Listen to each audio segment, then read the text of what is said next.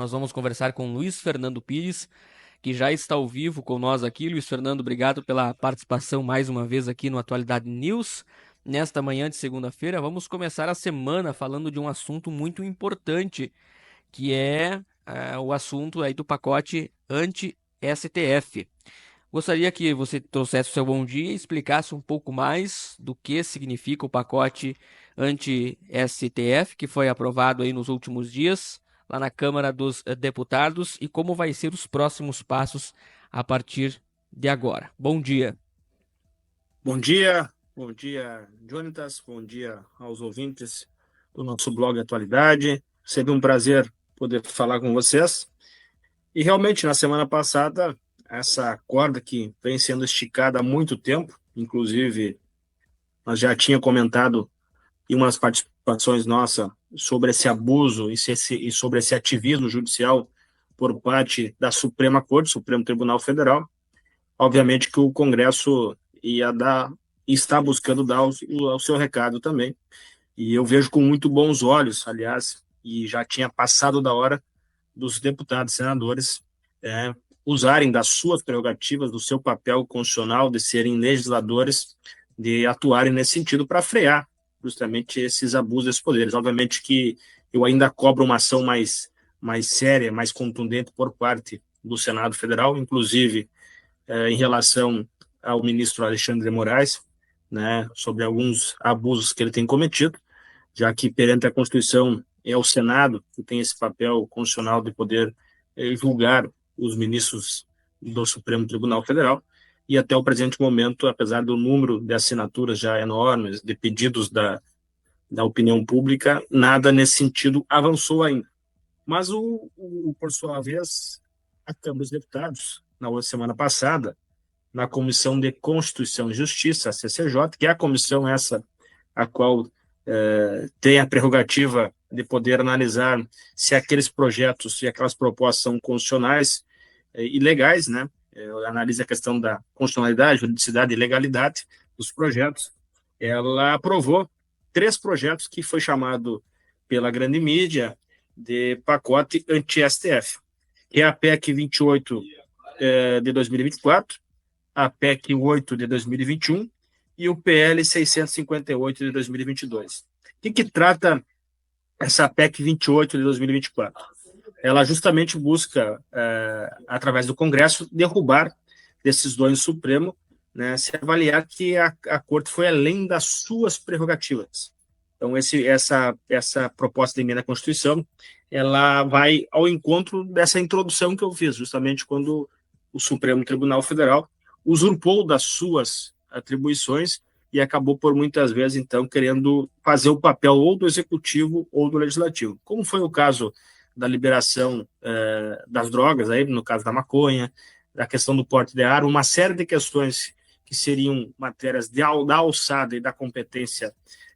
do Poder Legislativo e que, por sua vez, né, o Judiciário interviu. Como foi o caso também na condução da pandemia, né, onde eles fizeram limitações às competências do próprio, então, presidente Bolsonaro e do Executivo naquela oportunidade, e são casos corriqueiros que estão acontecendo e de forma repetidas, né, e por esse motivo o Congresso Nacional, então, está tomando essa decisão, e agora, obviamente, que nós estamos ainda numa fase embrionária dessa proposta, já que é uma PEC, a PEC ela precisa ser votada em 2 turnos, tanto pelo plenário da Câmara dos Deputados, como depois do Senado Federal. Ela apenas foi aprovada na CCJ, ao que tudo indica, tem que ser criada uma comissão especial por parte do presidente Arthur Lira na Câmara dos Deputados, ou pelo próximo presidente que vai vir, já que tem eleições a partir de fevereiro do ano que vem, né? Então, certamente, esse assunto vai ser um dos assuntos que vai ser colocado em discussão para aqueles que forem buscar o apoio dos deputados para poder se elegerem presidentes. Obviamente, isso vai entrar nesse jogo, a gente sabe como é que é essas questões políticas, né, Jonathan? E precisa de maioria de 2/3, de 3/5, desculpa, melhor colocando, de 3/5, então, na Câmara seria 308 votos e no Senado 49 votos para poder ter a sua aprovação, repetindo, seria em 2 turnos. Além disso, a PEC 08 de 2021, o que ela trata? Ela limita as decisões monocráticas. O que seriam as decisões monocráticas, para quem está nos acompanhando aqui e que não é muito afeito às questões jurídicas da área do direito? São aquelas decisões individuais, ou seja, nós temos 11 ministros na Suprema Corte, no Supremo Tribunal Federal, e um ministro individualmente, sem discutir com os demais pares, sem fazer uma decisão de colegiado, ele toma por seu livre-arbítrio a decisão de suspender a eficácia de uma lei, atos dos presidentes, seja do Poder Executivo, do Legislativo, e justamente essa PEC, ela busca trazer segurança, harmonia, respeitar a separação dos poderes. Eu vejo com muito bons olhos essa PEC 8 de 2021, que somente, então, nesse tipo de medidas, pode se fazer através de colegiado, ou seja, numa decisão dos 11 ministros da Câmara. Então, não cabe mais individualmente, segundo uma vez aprovada e emendada a Constituição nesse sentido, que apenas um ministro possa suspender a eficácia de uma lei que foi aprovada pelos 513 deputados federais, pelos 81 senadores, simplesmente porque ele não gostou daquela legislação. Então, ele tem que passar justamente por todo um processo, e o colegiado do Supremo Tribunal Federal que iria definir em relação a esse ponto, bem como os atos do Poder Executivo e Legislativo. Eu destaquei aqui também que tem uma exceção a essa regra, e seria no caso do recesso do Poder Judiciário. Aí sim, o ministro de plantão poderia, então, tomar alguma decisão, só que tem um prazo para que em 30 dias, então, o colegiado se reúna para poder deliberar sobre esse tema. Bem como foi ampliado, através de um PL, né, os crimes de responsabilidade por parte dos ministros, através do PL 658 de 2022, né, justamente colocando que esses ministros, então, que usurparem da sua competência também cometem crime de responsabilidade, e por isso podem sofrer, então, naquelas condições já propostas no início, em que é através do Senado, as questões do impeachment em relação a esses crimes de responsabilidade. Então, em resumo, Jonatas, eu vejo com bons olhos, fica muito claro nessa análise, esse jogo do poder atual hoje, que nós estamos acompanhando de perto aí, entre os poderes, essa crise institucional entre os poderes, que há, sim, uma corda esticadíssima, né? O Supremo, por muito tempo, já vinha usurpando, e o Poder Legislativo estava muito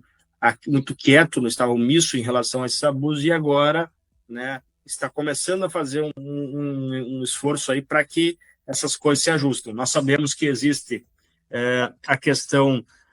da transparência das emendas PIX, né, que está em discussão lá, que inclusive estão suspensas pela falta de transparência através do ministro Flávio Dino, e aqui eu quero dizer que eu concordo com a questão, como o ministro Dino colocou, tem que ter transparência, tem que ficar claro,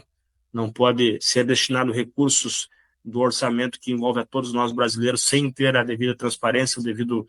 trâmite legal. Então, nessa parte eu estou de acordo, mas obviamente que ao mesmo tempo eu estou de acordo com essa questão de colocar freios em relação aos abusos do STF. Não pode acontecer o que está acontecendo hoje, onde o devido processo legal não é respeitado, onde o ministro da Suprema Corte manda prender sem ter esse devido processo legal. O mesmo ministro, ele é o inquisidor, ele é o acusador e o julgador, ou seja, não há o respeito aos ritos processuais, não há respeito ao princípio da imparcialidade, uma série de questões, isso tudo feito pela Suprema Corte, que é quem deveria, e aqui eu quero deixar muito claro para quem está nos acompanhando, a Suprema Corte, ela seria, né, no cenário ideal, aquela que ia colocar justamente a segurança e a decisão final nas questões de como deve ser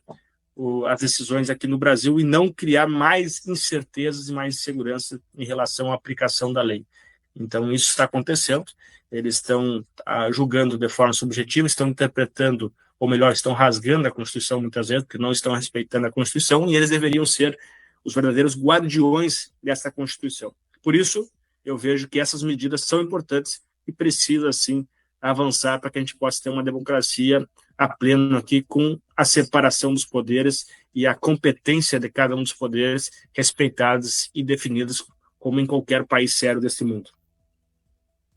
Muito bem colocado as tuas palavras, Luiz Fernando, que isso é muito importante. Apenas um juiz está tomando todas as decisões. Ele está acusando, ele está julgando, né? Enfim. Aqui eu estava acompanhando também, Luiz Fernando, que Lira não tem o plano de acelerar esse pacote anti-STF na Câmara. E os deputados do governo desejam que haja uma discussão já nos próximos dias, enquanto parlamentares do Centrão afirmam que a Câmara só deverá retomar as atividades no final de outubro. Uma avaliação que você faz com relação a isso deve avançar mesmo, Luiz Fernando? Muito boa essa pergunta. Realmente é aquilo que eu estava dizendo. Depende do jogo do poder, dos interesses, ou dos interesses, como diria o Brizola, né, em relação a esse ponto. Como eu disse, há uma questão de uma discussão em relação ao orçamento, né, através dessas ações do ministro Flávio Dino. Há já um incômodo muito forte por parte dos abusos em relação às intervenções pela Suprema Corte em assuntos como a questão da legalização das drogas, porte de arma, entre outros, né? E essa insatisfação e essas ações que aconteceram, com os abusos em relação ao 8 de janeiro, ao próprio Daniel Silveira, né, que de certa forma teria imunidade parlamentar por ser deputado, tudo isso está nesse bolo. E ao mesmo tempo, nós sabemos que no final dessa legislatura acaba o mandato do presidente Lira e já tem os pré-candidatos à presidência da casa. Obviamente que tudo isso, tendo em vista que um grupo muito grande de parlamentares da direita, do Centrão, estão sim querendo colocar em andamento, ou seja, querendo avançar nessa pauta, eu vejo que isso tudo pode entrar nessa construção política, nesses acordos entre os partidos do que está por vir. Então, no primeiro momento, em virtude do recesso branco, que continua ainda, né, que é justamente esse recesso que eles chamam em relação ao período eleitoral, já está, o Congresso está muito devagar já desde de agosto, vamos falar assim, né, Jonas, porque realmente está devagar em virtude das eleições municipais, onde os parlamentares foram para as suas bases, e ainda existe a questão do segundo turno em vários municípios do Brasil, né, que aí também eles estão participando, por isso essa questão de estar ainda devagar o Congresso Nacional, e que tu bem colocou que só vai voltar ativa após esse período, ou seja, a partir de novembro,